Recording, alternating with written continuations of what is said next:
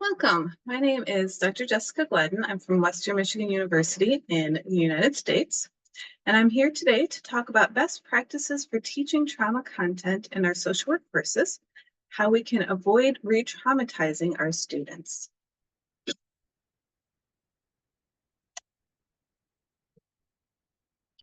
So a couple things that I'm hoping that you will get by the end of this presentation.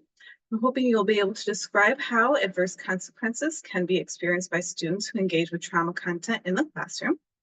You'll be able to understand the responsibilities of the university and department, the instructor, and the student in creating methods of minimizing adverse consequences. You'll also be able to implement multiple practices in the classroom to minimize those adverse consequences.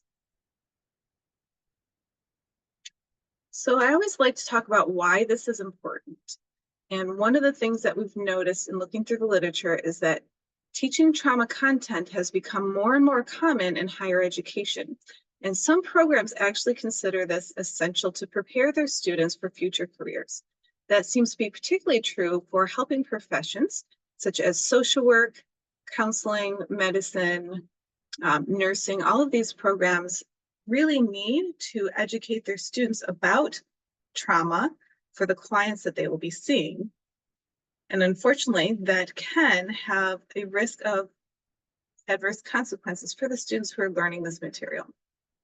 So when students are exposed to material relating to trauma in the classroom, there's multiple things that they can experience. So some people may have never been exposed to any form of trauma, and this first exposure can be very difficult for the students. They might be unprepared to witness that material. For students who have trauma in their own personal or in their generational experience, this may bring up things that have happened to them before. So then we can have a risk of re-traumatizing our students with the content that we are bringing up. I think it's important to note that we're not trying to avoid these topics. It's really important that students have this understanding of the different forms of trauma that their clients might have experienced, but also have methods of knowing how to deal with this when they see it both in the classroom and in their future careers. So for this, we're looking at how we can help the students in the classroom setting to be prepared and have good coping strategies for the material that they might witness. So this research is actually coming out of a systematic literature review that I completed with a couple of other folks, one other professor in the social work department, as well as a couple of graduate students, and also based on a model that we created based on that literature review. After that research article is published, I also included a follow-up paper that I am currently in the process of publishing that looks at the model and how to implement the practices so that we have those skills and knowledge of what might help students in the classroom. So when we worked through our systematic review, we used the PRIMSA guidelines.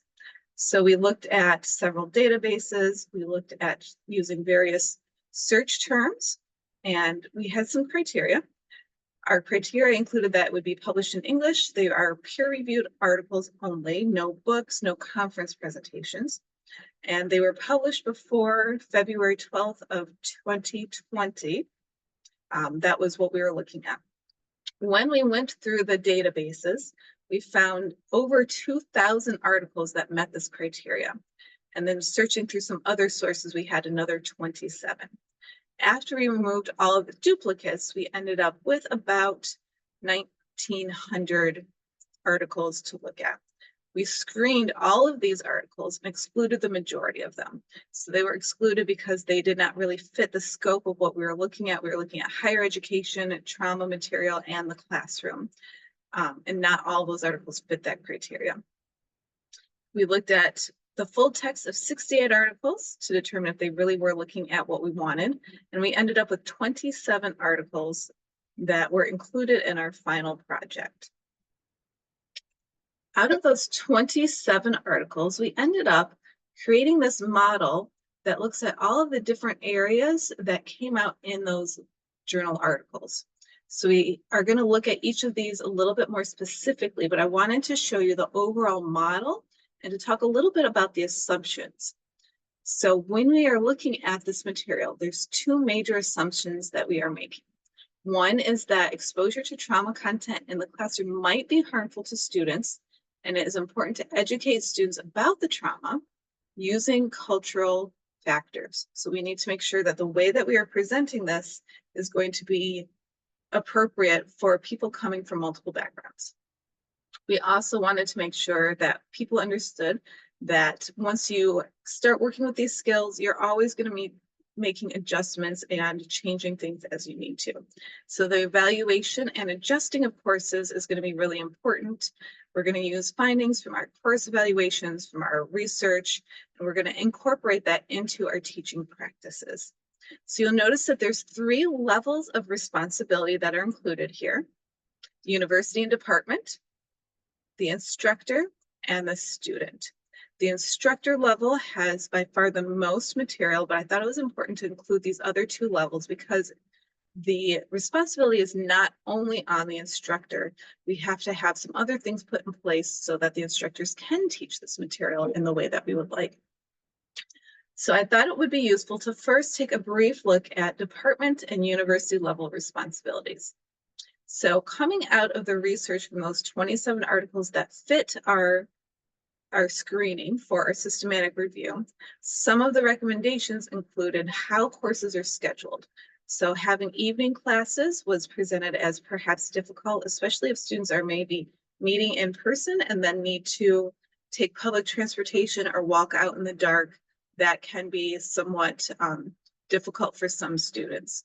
Also, it's so close to when people go to bed that if stuff comes up, they might not have time to process it before they go to sleep, and that can either cause difficulties in sleeping or perhaps some troubling nightmares or something like that. Block scheduling is also not recommended due to the content. We don't want to all kind of squish together in one big block. We want to spread it out over time so that our students have that time to do that processing. It was also considered important to have small course sizes. So we don't necessarily want to have a lot of trauma content in a class of, say, 200 people, because then you can't really assess what is going on with the students that you're working with. Small course sizes can be really important. So I teach a lot of the trauma electives at my university, and our courses are limited to 15 students for that material. And for that reason, we want to be able to interact and view how students are reacting and provide support as we need to. But we as instructors can't necessarily make those decisions. It has to be set up at department and university levels. The department and university also has a responsibility to vet, train, and provide ongoing support for instructors. So having some screening of who might be appropriate for teaching these courses, training them in some of these methods, and supporting over time are all important. And again, noticing how things change over time, it's important to have that evaluation in this side on the input of the teaching methods on the student's experience and their response to the trauma material. So the university and the department should also be looking at these evaluations to see what might be helpful for students. I'm going to skip over to student responsibilities just because the instructor is kind of the biggest one. So before we do that, the student responsibilities are also important to recognize because it is not only the instructor that needs to be prepared, it also is the student that needs to be prepared to observe the content of these courses. So students should be able to evaluate their own readiness for that trauma content before enrollment. So there are times when students might not be prepared for that material, and that is partially their responsibility to know and to choose to either take the course at a different time or take a different course. It is important for students to incorporate self-care and grounding techniques. We can teach this, but the students have to actually do the work. So our students should be looking at how to prepare themselves and how to take care of themselves over that period of time. They should be aware of their own reactions to the trauma content. So we can watch our students, we can look for signs, but the students have to be aware of their own reactions for this to work well. So we might do some education, but then help students to be aware of their own reactions. They're also responsible for reaching out to their instructors as needed. So we can't as instructors always know what's going on with the students. It is really important for students to understand that they need to reach out to us if they need added support. So that's kind of the internal of the university system. It is also important for them to use their own resources when there's a trauma reaction. As an instructor, yes, I do want my students to tell me when there's reactions going on so I can support them and maybe make some adjustments, which we'll talk about in the next slide. But students need to attend therapy and use their resources on their own as well. Again, we can't do the processing for them. They need to set up the time and the space to be able to process what's coming up. That is particularly important, I think, for instances where students might be re-traumatized, when it might be material that is reflecting some of their personal experiences that they need to process and move through. And then here's the big one, our instructor responsibilities. So in our model, we discussed what's on the left side, that we need to implement these strategies to help our students, and we need to remain current on existing literature to inform our policies and teaching practices. In the box, I included a little bit more depth as far as the different things that the literature explored and suggested for assisting students with this. So first of all, before we even start teaching our course, we can look at what we include in the syllabus that might be helpful for students. So we might have trigger warnings. So we might say this session, this upcoming date that we're having class is going to be looking at material for domestic violence. And if that's something that they may have experienced, they can either be prepared or they can also choose not to attend that session if they communicate that with the instructor. So trigger warnings can be really important, and it's important to know and to let students know ahead of time when that is happening. So having it in the syllabus is a nice way to do that. If you wait until students are in the classroom and then provide those trigger warnings, say for a video that you're going to play, that's helpful, but that might not offer the student the opportunity to opt out of that particular session. We can also have alternative assignments, maybe not for the whole course, but maybe if there's a particular assignment that could be challenging or triggering for a student, there might be an alternative assignment that they can do to show that they're mastering the material in a way that's not as triggering for them. So before we even get into the classroom, we're looking at some of this material. Creating a safe classroom environment is also really important. So this can include having a discussion, maybe at the first class, on creating boundaries, what students should share in the classroom. So you might want to say, this is not the place for us to do our own personal therapy. We want you to share your experiences if it's not going to be triggering for you. But there is some stuff that you don't want to bring up in the classroom. You save that to work with your therapist with. So that's a really useful discussion to have. It's also important for students to feel safe by being consistent and predictable so that students kind of know what to expect when they come into your classroom. It's also useful to have lots of time and space to process material. So for example, maybe you play a video that has some challenging material in it. So instead of finishing the video and going right on to the next thing, maybe you provide a little bit of time and space for processing. Maybe that's time to do some short journaling. Maybe it's a time for some small groups so students can process with other students. Maybe it's a time where students can take a break, move around into a different space, get a drink of water. Sometimes that kind of a break can also be really important and really useful for creating that space for students. We should be educating our students on how people react to trauma material. So this includes education on secondary traumatic stress, vicarious trauma, and other common reactions to witnessing traumatic or difficult material in the classroom, but also setting them up for seeing this in their careers in the future. Self-care was probably the biggest thing that came up in these 27 articles. So a lot of articles discuss specific kinds of self-care techniques. A lot of them suggested that you have a discussion about this in the classroom. A couple of them even suggested that you create a self-care plan in the classroom. So that depending on what kind of course you're teaching, you may or may not have time to actually create that plan. but it can be really helpful for students to have something to look at. I have students do like a one-page bullet pointed plan that looks at different timelines, daily, weekly, monthly, and also looks at different domains such as professional, mental health, physical health, different things like this, so that we can have a good plan in place. In the classroom, when you're looking at this material itself, some things that might be useful include titration of material. So that means just doing a little bit at a time. This is where those block classes might not be as useful because there's not as much space for titration if you have to squeeze everything into one day. There should be some flexibility so that depending on what's happening in the classroom, you can respond to the student's needs. It's also useful to vary the teaching methods and topics. So that might mean you watch a video, you have small group discussion, you have large group lecture, you have personal journaling time. You're doing different activities so that it's not all the same and can give students who process in different ways the time to move through that material. Discussion time and breaks are important, as well as using some of those calming or grounding activities.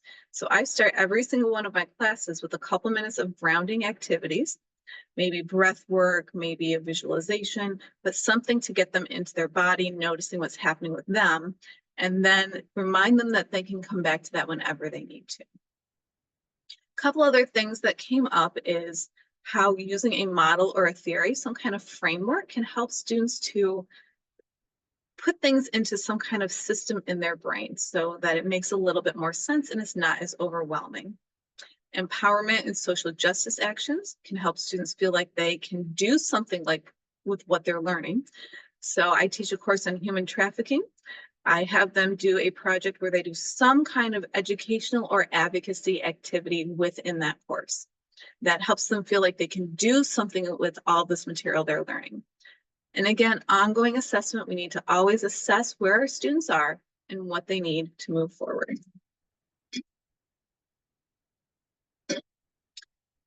So self-care, again, was one of the most commonly discussed items in that systematic review. 17 of 27 articles talked about this, inside and outside of the classroom. 11 of those articles talked about specific kinds of self-care, especially learning how to apply relaxation and grounding techniques. 9 other articles discussed journaling, so that might be something that you pull into the classroom as well. And then 3 of those articles, again, talked about that self-care plan. And there's an example of all of the different domains that I look at when I have my students create their plans. This is pretty similar, just another way to visualize how we might use these teaching strategies. We're looking at doing things like using evidence-based practices in the classroom, as well as teaching students about them. Having self-care, educating people about the possible responses and feelings of distress, having those trigger reminders, those trauma reminders. All of these things are really important when we're looking at this material. And then to end with a little bit of future research areas, this has really not been explored well. Most of the articles had very small sample sizes and were not longitudinal. They were just within that semester timeline. So we need something long-term that looks at those different teaching approaches. Both quantitative, cross-sectional, and longitudinal research is needed so we can see over time how these different teaching methods might impact the experience of adverse consequences in our students in that course, and look at what might be useful to change in the future. We need some measures that can examine this. Validated assessment tools are needed, as well as some additional models. The one model that we showed was my attempt to create something to fill that need. Here are the 2 journal articles that this is based on. The first is our systematic review. Second is in process. And here is some information of how to reach out to me if you would like to do that. Thank you so much for listening to this presentation. I hope it was useful for you, and I hope you have a wonderful rest of your session.